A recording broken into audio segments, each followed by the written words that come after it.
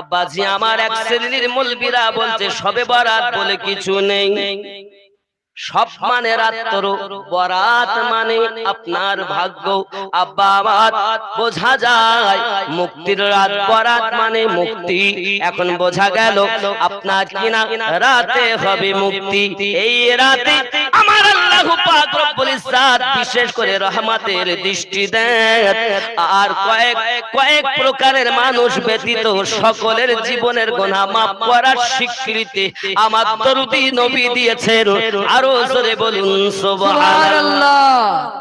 এরা খুঁজে পায় না, বলে শবে বরাত বলে কিছু নেই। আব্বাজি আমার এখন তাহলে আমরা হাদিস শরীফ থেকে দেখব শবে বরাত বলে কিছু আসেনি। عن معاذ بن جبل عن النبي صلى الله عليه وسلم قال يطلع الله إلى جميع خلقه ليلة النصف من شعبان فيغفر لجميع خلقه إلا للمشركين أو مشاهين.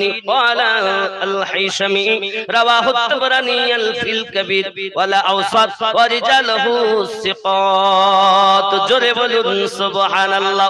হযরত মুআয বিন জাবাল রাদিয়াল্লাহু তাআলা হতে বর্ণিত নবী করিম সাল্লাল্লাহু আলাইহি সাল্লাম বলেন, আল্লাহ তাআলা মধ্য শাবানের রাতে নিজ সমস্ত সৃষ্টির প্রতি আত্মপ্রকাশ করেন এবং মুশরিক ও হিংসুক ব্যক্তি ব্যতীত তার সমস্ত সৃষ্টিকে ক্ষমা করে দেন।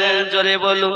ইমাম হায়সামি বলেন হাদিসটি সহিহ সনদে বর্ণিত। আরো জোরে বলুন সুবহানাল্লাহ। আব্বাজি আমার হাদিসটি কোথায় আছে খুব ভালো করে বুঝুন। মাজমুআয়ে জাওয়াইদ হাদিস নাম্বার 12960, মুজামে কবির তাবরানী হাদিস নাম্বার 215, মুজামে আওসাত তাবরানী হাদিস নাম্বার 6776, সহিহ ইবনে হিব্বান হাদিস নাম্বার 5665, শাবুল ঈমান বাইহাকি হাদিস নাম্বার 3552, ফাজাইলুল আওকাত বাইহাকি প্রথম খণ্ড পৃষ্ঠা নাম্বার 118, at-targhib wat-tahrib খণ্ড নাম্বার 3 পৃষ্ঠা নাম্বার 307, কানজুল উম্মান হাদিস নাম্বার 7464, তোহফাতুল আজওয়াজি খণ্ড আহওয়াজি খণ্ড নাম্বার 3 পৃষ্ঠা নাম্বার 366, হুলিয়াতুল আউলিয়া খণ্ড নাম্বার 5 পৃষ্ঠা নাম্বার 191। এখন হাদিসটি কেমন সহিহ হবে একটুখানি দেখি। ইমাম মুনাজিরি বলেন رواه الطبراني وابن حبان في صحيح. حاضركم سبحان الله. ইমাম তাবরানী ও ইমাম ইবনে হিব্বান সহিহ ইবনে হিব্বান গ্রন্থে বর্ণনা করেন, অর্থাৎ হাদিসটি সহিহ।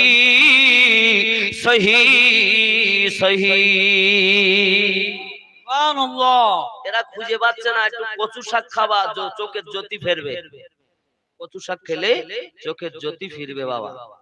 আব্বাজি আমার হাদিসটি ইমাম তাবরানী মুআজ্জামে কবিরের মধ্যে আপনার কিনা মুআজ্জামে আওসাত গ্রন্থে বর্ণনা করেন। উভয় গ্রন্থে হাদিসের সনদ সহিহ। ইমাম জুরকানি শারহুল জুরকানি আলাল মাওয়াহিদ গ্রন্থে বলেন ফাইন্না হাদিসুম মুআয হাযা হাসান, নিশ্চয় হযরত মুআয রাদিয়াল্লাহু তাআলা এই হাদিসটি হাসান বলেছেন। আরো জোরে বলুন বাবা। ওয়াহাবিদের বড় একজন তাহকিককারী, ওয়াহাবি লামজাবি বুকে হাত বেঁধে নামাজ পড়ে যারা, এদের একজন বড় গুরুদেব, তার নাম হলো নাসিরউদ্দিন আলবানী। তার একটি কিতাব সহিহুত তারগীব, সেই তারগীবের মধ্যে বলেন হাসানুন সহিহ, এই হাদিসটি হলো সহিহ। সুবহানাল্লাহ। ওয়াহাবিরা পর্যন্ত হাদিসটি সহিহ বলেছে। এ বাবা আমি আমিনুদ্দিন সহিহ বললে তো হবে না, পূর্বেশ্বরী ইমামগণ কি বলছেন হাদিসের ইমাম, এদের দ্বারাতে সনদ দিতে হবে। জোরে বলে।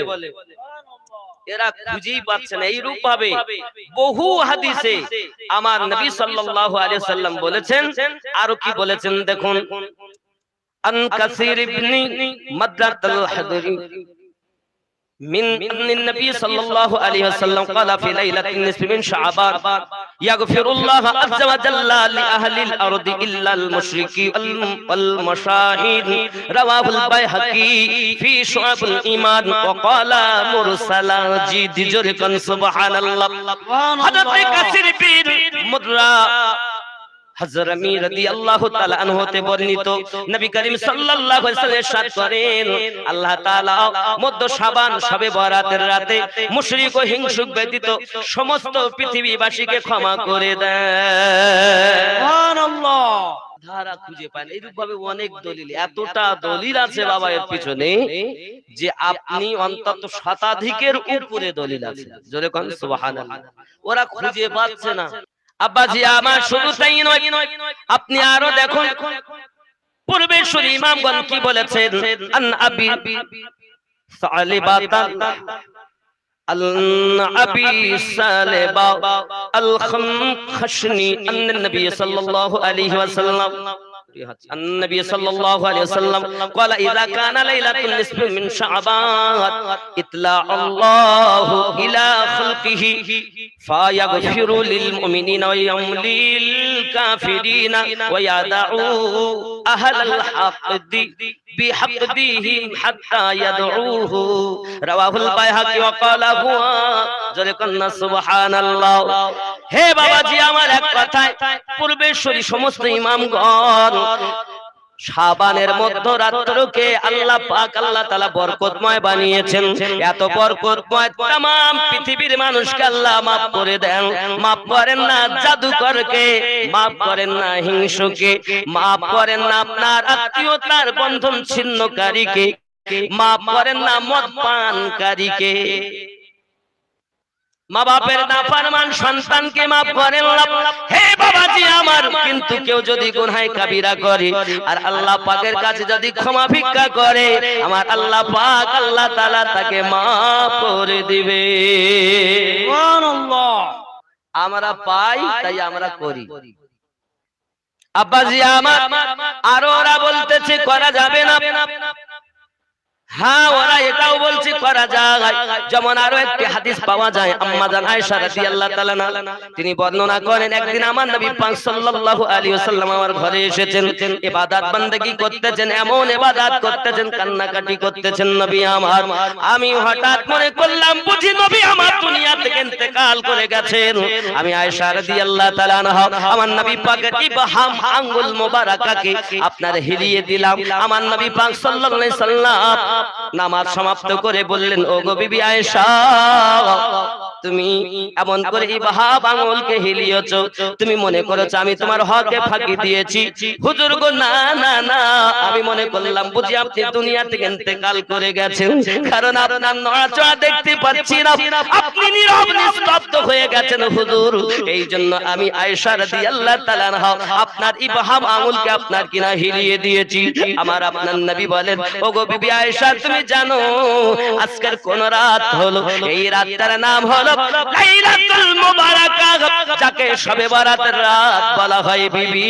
এই 14 শাবান দিবাগত রাত আল্লাহ পাক তার বান্দা বান্দিকে maaf দেবেন বলেছেন, স্বীকৃতি দিয়েছেন বলে আমি নবীর কাছে শুধুমাত্র রোনা জারি করি, আল্লাহ আমার উম্মাত আপনি maaf করে দিন। সুবহানাল্লাহ।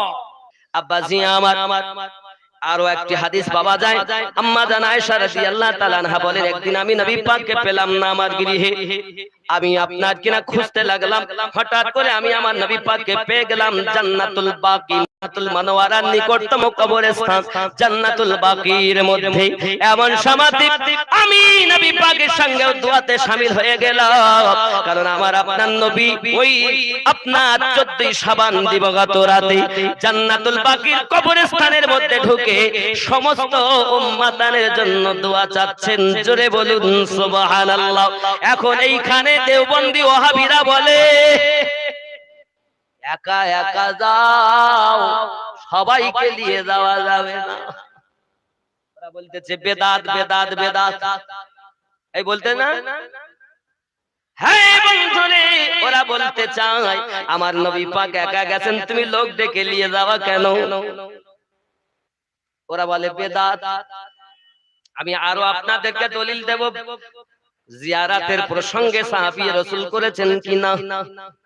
ওরা তো জিয়ারাতকে মানতেই চায় না বাবা।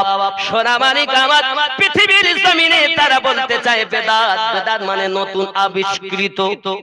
আচ্ছা মাইকে ওয়াজ করছি, এটা কি বেদাত না ভালো? বেদাত, কিন্তু এটা ভালো বেদাত নাকি? এটা ভালো বেদাত। টেনে চাপা কি বলেন, নবী পাক যা করেছেন তার বেশি করা যাবে না। তার মানে ও মনে হয় সাইকেল চালায় না, মোটর সাইকেলও চালায় না, এখনকার সময় জামা গায়েও দেয় না।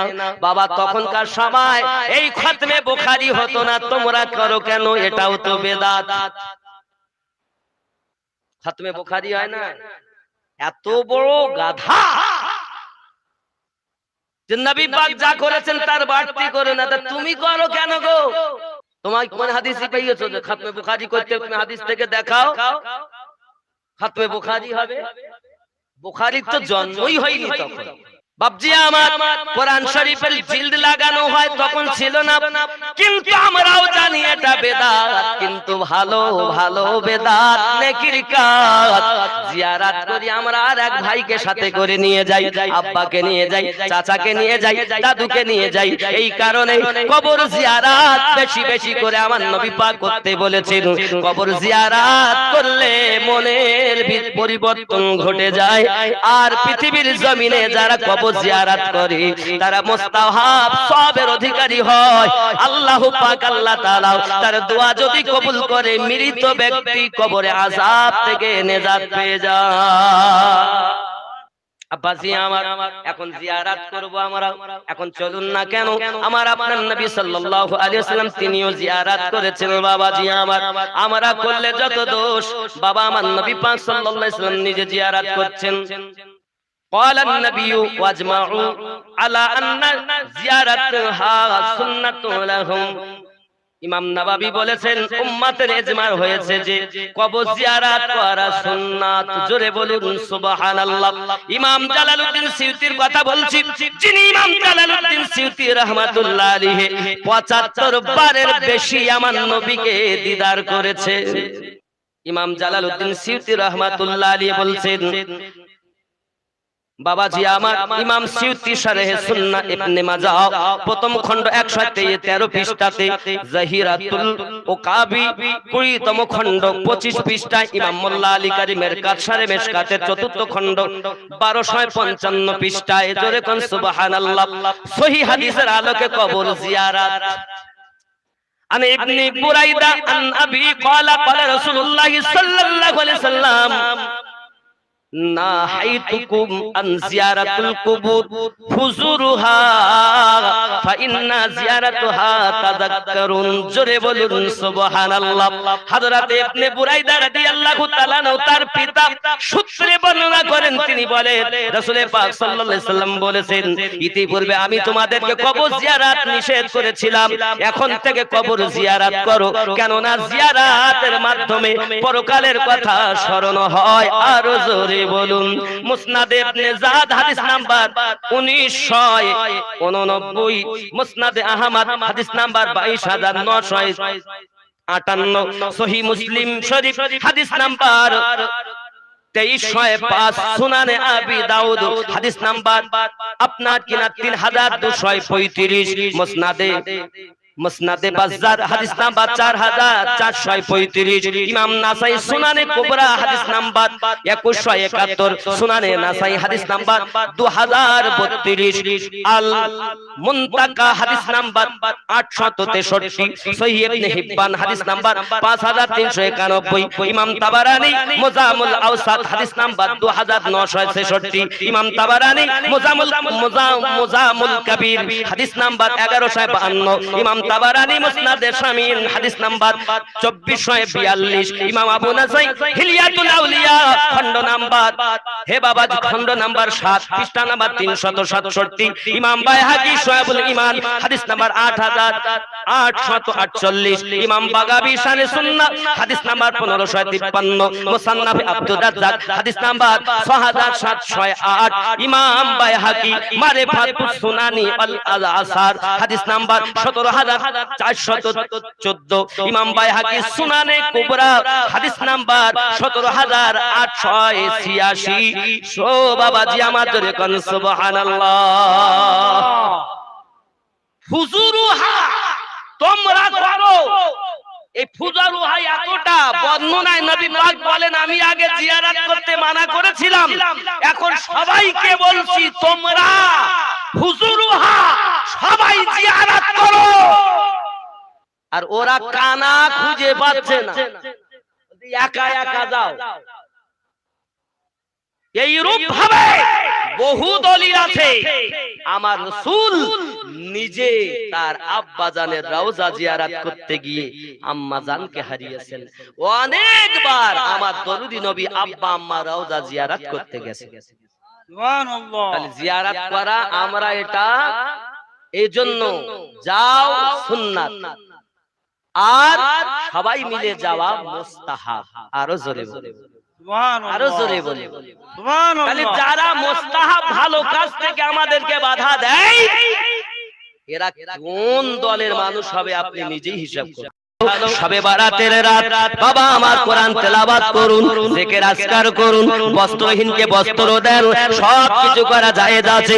তবে পটকা ফুটানো মানে আপনার কেন অনেকে দেখবেন বাজি ফুটায়, বাজি ফুটানো, মোমবাতি এমনি করে জ্বালানো, বাবা প্রয়োজনের বেশি গোরস্থানে আলোকসজ্জা করা, এগুলো থেকে আপনি বর্জন করবেন বাবা। এই মেলা লাগানোটাও জায়েজ নাই। মিলাদ করা ভালো, ওয়াজ নসিহত করা ভালো, কোরআন তেলাওয়াত করা ভালো, কিন্তু এই শবে বারাতের নামে আব্বা আমার ভাগ্য রজনী বলে প্রিয়া আর প্রেমিকা রাস্তায় ঘুরতে বেরিয়েছে রাতের বেলা, এর নাম শবে বারাত নয়। যুবকরে শবে বারাত আল্লাহর কাছে কামনা করা, আল্লাহ আমি পাপ করেছি মাফ করে দাও, আল্লাহ আমাকে ক্ষমা করে দাও, আল্লাহ আমাকে নেজাত দিয়ে দাও। আমি আর মদ পান করব না, আমি আর সুদ খাবো না, আমি আর মহিলা সমিতি করব না, আমি আর মিথ্যা কথা বলবো না, আমি আর মা বাপকে কষ্ট দেব না, আমি আর আত্মীয়তার বন্ধন ছিন্ন করব না। এমনি করে যদি আপনি ওই রাতে ক্ষমা চাইতে পারেন, আমার আল্লাহ পাক ফেরেশতা পাঠিয়ে দেন, ওগো ফেরেশতা দেখো আমার কোন বান্দা আমার কাছে ক্ষমা চাই, আমি আল্লাহ তাকে মাফ দেব। আমার সোনা মানিকের কারবালার মাটির দিকে খেয়াল করলে বোঝা যায়। আমি আমার আম্মা জানদেরকে বলবো মা আপনি মায়ের মতো চলবেন, যেন নায়িকা হবেন না মা। ভালো করে বোঝেন, এক নায়ক চুলটা উস্কো খুস্কো, কত সুন্দর করে এই মাথা কেটেছে, ডিজাইন করেছে, এর নাম দিয়েছি বিয়াদবালি। আর মাথায় কাপড় দেয় না, এদিকে ক্রিম ওদিকে ক্রিম, এখানে ঠোঁটে কি দিয়েছে লিপস্টিক দিয়ে বিহায়া খাতুনের মতো রাস্তায় ঘোরাফেরা করে। ও বলে হ্যালো, ও বলে জীবন গেল। বিয়াদবালি আর বিহায়া খাতুনের যদি বিয়ে হয় তার সন্তান কেমন হবে? পৃথিবীর জমিনে আমাদেরকে খেয়াল করতে হবে, আমাদেরকে মা হতে হবে, নায়িকা হলে হবে না, নামাজ এক ওয়াক্ত কাজা করলে হবে না বাবা। ইয়াজিদ যখন তার দলবলের লোকেরা হযরত ইমাম জাইনুল আবেদিন রাদিয়াল্লাহু তাআলা সহ, যখন সাকিনা সহ, আপনার জায়নাব সহ, ইমাম হোসেন পাকের স্ত্রী সহ যখন তাদেরকে নিয়ে রওনা দিয়েছেন বাবা, নাঙ্গা উটের উপরে তাদেরকে বসিয়েছেন। হে বাবা বসানোর উপরে হযরতে জায়নাব রাদিয়াল্লাহু তাআলা বলতেছেন রব্বে কারীম, পানি থাকলে ওযু বানিয়ে নিতাম, আজাদ হলে ভালোভাবে রুকু সেজদা করে নিতাম। আমাদের তো হাত বাঁধা, আমরা পানিও পাই না আল্লাহ, ওযুও করতে পারি না, আগে থেকে তো তায়াম্মুম করে রেখেছি আল্লাহ গো, মাথা ঝুঁকিয়ে দিই, তুমি আমাদের নামাজ কবুল করে নাও। জোরে বলুন। আমি বোঝাতে চাচ্ছি বাবা, মায়েদের পেট থেকে নবী জন্ম নিয়েছেন, মায়েদের পেট থেকে গৌস জন্ম নিয়েছেন, মায়েদের পেট থেকে সাহাবী কেরাম জন্ম নিয়েছেন, মায়েদের পেট থেকে ওলি আল্লাহ জন্ম নিয়েছেন, মায়েদের পেট থেকে আলেম মুফতি মুহাদ্দিস জন্ম নিয়েছেন, আবার ওই মায়ের পেট থেকে মদখোর গাঁজাখোর সুদখোর জন্ম নিয়েছে। মা তুমি নায়িকা হবে না, মায়ের মতো হবে, সন্তান নেককার হবে। আমিন। আব্বা নবীজির গোলাম হলে লাভ আছে না লস আছে? রাসূলের গোলাম যারা হয়েছে সবাই লাভবান। গাছপালা ইট পতঙ্গ যারাই হয়েছে প্রত্যেকেই লাভ। আমরা হয়তো নবীকে ভালোবাসতে জানি না বাবা, শুধুমাত্র একটি মদিনা মুনাওয়ারাতে যাবেন, মসজিদ নববীর কোণে একটি গাছ রাখা আছে, খেজুরের শুকনো কাঠ আছে। আমার দয়াল নবী একদিন উম্মতানদেরকে নিয়ে আলাপ আলোচনা ওয়াজ নসিহত করতেছেন, আলোচনা করছেন, আর কান্নার আওয়াজ মিটি মিটি কানে আসতেছে। আমার রাসূল বলেন, কে কাঁদে গো? হযরতে আবু বকর রাদিয়াল্লাহু তাআলা মসজিদ নববীর দিকে ছুটে ছুটে যাইয়া দেখে একটি খেজুরের কাঠ বাচ্চার মতো কান্না আরম্ভ করে দিয়েছে। সেই বাচ্চার মতো কান্নার আওয়াজ হয়, এসে বলতেছেন, দরুদি আপনার বিরহে ওই খেজুরের শুকনো কাঠ কান্না করতেছে। কোন কাঠ আবু বকর? যে কাঠের উপরে আপনি স্পর্শ করি এমনি করে হাত মোবারকা রেখে খুতবা দিতেন, ওয়াজ নসিহত করতেন, ওই খেজুরের কাঠটা আপনার জন্য কান্না করতেছে। আজ আপনি তাকে দূরে রেখেছেন বলে খেজুরের কাঠটা কান্না করতেছে। ওই খেজুরের কাঠ বলতে চায়, আবু বকর আমার নবী যে ওয়াজ করে আমাকে যদি স্পর্শ করে করতো আমার নসিব কত ভালো হতো। আমার রাসূল আমাকে দূরে রেখেছে বলে এই দূরত্বটুকু আমি সহ্য করতে পারি না। আমার দরদি নবী টুকটুক করে যেই কেনা ওই খেজুরের কাঠ, যার নাম হলো উস্তুনে হান্নানা, তার কাছে যখন গেছে বলছে, হাবিবুল্লাহ আমি দূরত্ব সহ্য করতে পারি না। প্যারা নবী, আল্লাহ পাকের কুদরতি হাত, যার পাওয়ার আছে হাতের উপরে, সেই হাতখানা যখন ওই খেজুরের শুকনো কাঠের উপরে রেখেছে, খেজুরের কাঠের কান্না বন্ধ হয়ে গেছে। সুবহানাল্লাহ। বন্ধুরে আমি বুঝাতে চাচ্ছি, যদি একটি খেজুরের কাঠ আমার রাসূলের জন্য এত পাগল হতে পারে, আমরা কি ওই নবীকে ভালোবাসতে পারি না বাবা? যারা আমার নবীকে ভালোবাসবে তারা ইহ জগতেও লাভবান হবে, পর জগতেও লাভবান হবে। আল্লাহ আমানা মুহাম্মদ ওয়া আলা আলি মাওলানা। আব্বাজি আমার অনেক কথা রয়েছে বাবা। অফার সিম, অফার সিম দেখেন না, কত অফারে সিম নেওয়ার জন্য লোক পাগল। আমার আল্লাহ পাক আল্লাহ তাআলা 5টি অফার দিয়েছেন, তার মধ্যে আমাদের কাছে আগামী কাল দিবাগত রাত একটি অফার, যাকে বলা হয় শবে বরাত। অনেকে বলে কথা মিথ্যা কথা। তাহলে যারা ফুরফুরা সিলসিলার মানুষ, আমি তাদের বলতে চাই, যদি তাই হয় আমাদের পীরে শুধু না, আপনারাও তো বর্ণনা করেন আপনাদের পীরের সম্পর্কে কিরকম, তাহলে বোঝা যাচ্ছে। একটা ঘটনা শোনেন, খুব সারমর্ম। মেজে হুজুর পীর কিবলা, ওনার নাম কি ছিল জানেন? আবু জাফর সিদ্দিকী। জোরে বলুন সুবহানাল্লাহ। এখন উনি বসে আছেন মুরিদদেরকে নিয়ে, ভালো বুঝবেন আমার কথাটা, বোঝার চেষ্টা করুন। আমি হলো দালালি কথা বলিনি বলো বাবা, আমি যা বলতেছি বোঝার ক্ষমতা থাকলে বুঝবেন, আর যদি গিরগেটি হন তা প্লাস্টিক হয়ে থাকবেন, নিজে দেখবেন যে আমার তো ঘাটতি হয়ে যাচ্ছে, মানবেন। কথা বুঝেছেন? মেজে হুজুর পীর কিবলা রাহমাতুল্লাহ আলাইহি বসে আছেন, কিছু মুরিদ আছে, এখন আলোচনাই করছেন। করতে করতে করতে করতে উনি একটা চাদর মুড়ি দিয়েছিলেন। চাদর মুড়ি দিয়ে বসিয়ে আছেন, 20 মিনিট 25 মিনিট যায়, আধ ঘন্টা যায়। হঠাৎ দেখতে যে চাদর খুলেছেন, এই হাঁটুর নিচে কাদা, চরের কাদা। শহীদ হুজুরে কাদা কেন? বাবা ওয়া শুনছেন না, হুজুর বলতে বসে থাকতে কাদা হইলো কেমন? তাহলে বাবা আমার এই ওই চট্টগ্রামের কিছু মানুষ আমার কাছে আসছিল নৌকায় করে, আর নদীতে এত জোরে ঝড় উঠেছে যে ওদের নৌকা একদম চরে তুলে দিয়েছে, ওরা তো আসতে পারে না। তাই আমি এখান থেকে চট করে গেছি একটা ছোট নৌকা নিয়ে, ওটাকে টেনে আমি ওদের নদীতে থুয়ে ওই নৌকাটা চরে আমি একদম বেঁধে ওই চর দিয়ে হেঁটে আইছি, তাই কাদা। তার মানে কি? পীর ফুরফুরা থেকে চট্টগ্রাম যেতে পারে নিমিষের মধ্যে, আর আমার নবী মঙ্গলাটি আসতে পারে না। এইরকম যাদের ধারণা পীরের বেলায় উপরে আর নবীর বেলায় নিচে, তাদেরকে আমরা মানি না। আমি এটাই বোঝাতে চাচ্ছি, যদি পীরেরটা সত্য হয় তাহলে আমার নবীরটা কি সত্য হবে না? আমি এটাই বোঝাতে চাচ্ছি, যারা ওই নবুয়াতের ছায়া থেকে বেলায়াত হয়ে ওলি হয়েছে, তাহলে পীরেরটাও ঠিক আর নবীরটা আরো ঠিক। ঠিক কি না? কথা বুঝতেছেন? আমার কথা ভুল বুঝবেন না। তাহলে আমরা পীরের বেলায় 16 আনা আলোচনা করব কারামাত, আর নবীর মুজিজার বেলায় গিয়ে তো গাজালা করে, বলতে নবী কিচ্ছু পারে না।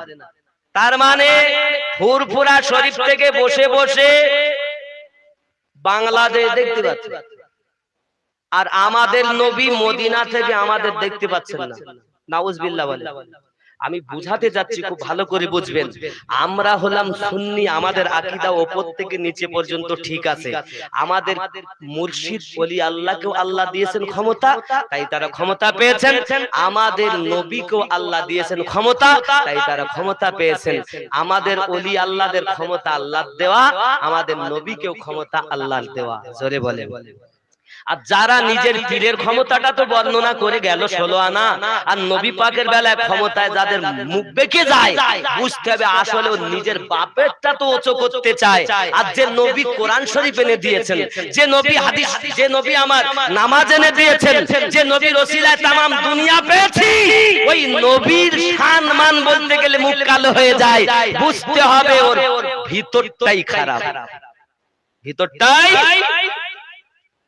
আমি এটাই বুঝাতে চাচ্ছি, আসলে ওলি আল্লাহদের ক্ষমতা আল্লাহ দেওয়া এটা সত্য, নবী পাকেরও দেওয়া বেশি সত্য।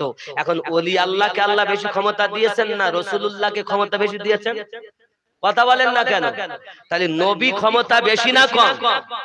আমার কথা বলে সবার ভালো লাগবে না বলো, কারণ ওদের হুজুরিরা ওদের অন্যরকম বুঝিয়ে রেখে, ঠিক না? অন্যরকম বুঝিয়ে রেখেছে। আর আমি বুঝাতে চাচ্ছি বাবা, আপনি যেমন পীরেরটাও ঠিক বলছেন, আমরা বলছি ঠিক, নবীরটাও মেনে নাও ঠিক। জোরে বলে সুবহানাল্লাহ। নবীর বেলায় বে ঠিক হবে আর পীরের বেলায় ঠিক হবে, এ তো শব্দ বেশি গিরগে ঠিক। ঠিক কি না? তার মানে আমি বুঝাতে চাচ্ছি, যারা আল্লাহর আউলিয়া বান্দা বার হক, তাদেরকে আল্লাহ ক্ষমতা দিয়েছেন, তারা আল্লাহ পাকের দেওয়া ক্ষমতায় তামাম পৃথিবীর খবর রাখেন। জোরে বলে সুবহানাল্লাহ। এই বিশ্বাস রাখতে হবে, রাখতে হবে কিনা বলেন? আব্বাজি আমার সোনা মানিকেরা, হযরতে জাবের রাদিয়াল্লাহু তাআলা আনহুর বাণী, দায়িত্ব অনেক হয়ে গেল। বাবা আমার কথা রাগ করলেন আপনি? আমি কি কোনো দলিলের বাইরে কথা বলেছি, যুক্তির বাইরে কথা বলেছি? আমার বক্তব্য হলো এটা, পীর ও মুর্শিদের যদি আল্লাহর দেওয়া ক্ষমতা থাকে এরকম, তাহলে রাসূলুল্লাহর ক্ষমতা আল্লাহ কতটা দিয়েছেন? ওরা এটাই রাসূলুল্লাহর বেলায় ওদের মুখ বেঁকে যায়। তার মানে নবীকে ওরা আল্লাহর দেওয়া ক্ষমতা মানে না, পীরের বেলায় মানে। হে বাবাজি আমার, সোনা মানিকেরা আমার, আর আমাদের তরিকতের নিয়ম হলো আমরা কোন পীরকে ছোট করি না। আপন আপন পীর ও মুর্শিদ সব আপন আপন জায়গাতে সঠিক আছে। আমরা খালি বলি হক যারা আমাদের তারা। জোরে বলে সুবহানাল্লাহ। আব্বাজি আমার সোনা মানিকেরা, জাবের রাদিয়াল্লাহু তাআলা নূর বাড়ি, নবী আমার খাচ্ছেন না, খাওয়া দাওয়া আপনার কিনা বন্ধ করে বলছেন কই বেটাকে ডাকো।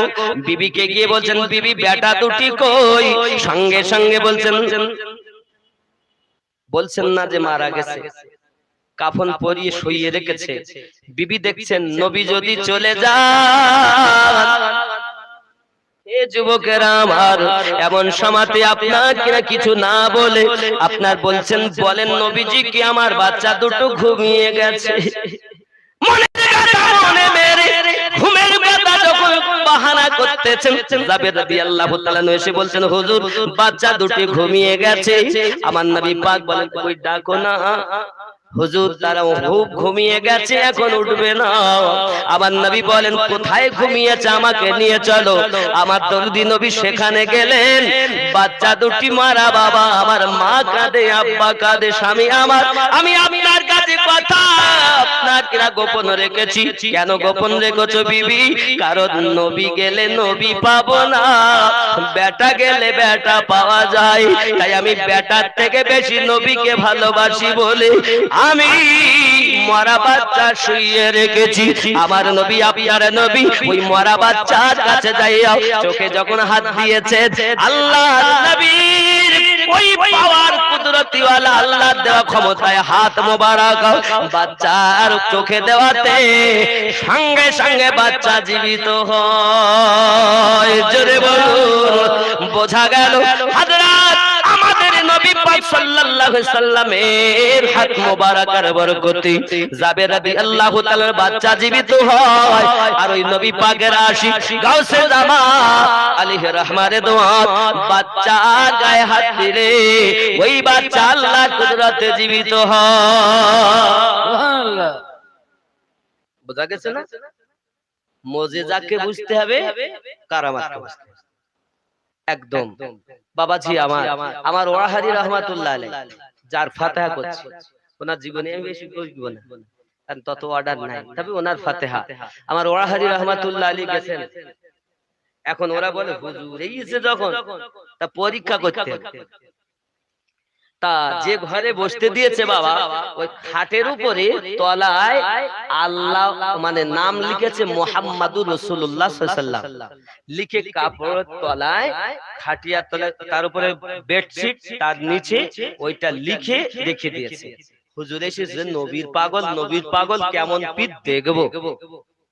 বন্ধুরে আমার ওয়াহাবি রাহমাতুল্লাহ আলাইহি খাটে বসতে বলে হুজুর বসুন, হুজুর আমার বসেন না। বাড়িওয়ালা আবার বলে হুজুর বসেন, হুজুর বসছেন না, হুজুর আপনি দয়া করে বসুন। গাউসে ওয়াহাবি বলেন বাবা রে, যে নবী না হলে আমি আলিমউদ্দিন সৃষ্টি হতাম না। ওই নবীর নাম আমার নিচে থাকবে আর ওই নাম মোবারকের উপরে আমি বসতে পারি। এত বড় বিয়াদব আমি আলিমউদ্দিন নয়। জোরে বলুন সুবহানাল্লাহ। নারে তাকবীর, নারে রিসালাত। ইয়া রাসূলুল্লাহ, নারায়ে হায়দারি। অনেকে বলছে নারায়ে হায়দারি বলবো কেন? এই আরেকশো। আচ্ছা আপনি বলেন বাবা, বেলায়াতে ওলি হয়, তাই কি না? তাহলে আমি যদি আমার পীরের তাকবীর খুঁজে পাই, তো বেলায়াতের যিনি সর্দার তার নামে তাকবীর হবে না? কথা বলেন না কেন? জানি না আপনাকে কে কি বুঝিয়েছে, আমার দেখার দরকার নাই। তবে যদি ওলি বলেন, তো ওলিদের সরতাজ আলী, ওই আলীকে আগে ডাকলে তারপরে পাওয়া যাবে ওলি। জোরে বলে, এজন্য চিৎকার মেরে বলে নারায়ে হায়দারি। এক শ্রেণীর লোক বলতেছে যে বাবা ও তো ওই কারা, আমরা শিয়া হতে যাব কেন গো? আমরা শিয়া হতে যাবই বা কেন? আমরা কি শিয়া? আমরা কি খারেজি? আমরা কি দেওবন্দি? আমরা কি সুন্নি? আমরা সুন্নি। আমাকে যদি কেউ সারাদিন সুন্নি সুন্নি বলে তো একবার আমার রাগ হবে, কিন্তু আর একজনকে যদি তুমি দেওবন্দি বলো তো রাগ হয়। রাগ হয় না? তার মানে বোঝা যাচ্ছে নামটা শুনতেও ভালো না। আমাকে কেউ যদি সারাদিন সুন্নি বলে আমার একবারও রাগ হয় না, তোমাকে বললে তুমি রাগ করো কেন? তার মানে শুনতেও ভালো না। আমরা কেন হতে যাব খারেজি, ওয়াহাবি, দেওবন্দি, কাদিয়ানি? কেন হতে যাব? আমরা কেন শিয়া হতে যাব? এবার আমি আপনার শিয়া এর অর্থ হলো অনুসারী। শিয়া মানে কি? অনুসারী, অনুগামী। এটা বানানো দল। আসলে দেখবেন দল ছিল খারেজিয়া, রাফজি, আর সবাইকে মানে সেটা হলো সুন্নি। জোরে বলে, আরো জোরে। হে বাবা, পৃথিবীর জমিনে আমরা শিয়া নই। বলছে না না, ওরা ডাকে পাগল, ওরা ডাকে ওদের মতো করে, আমরা ডাকি আমাদের মতো করে।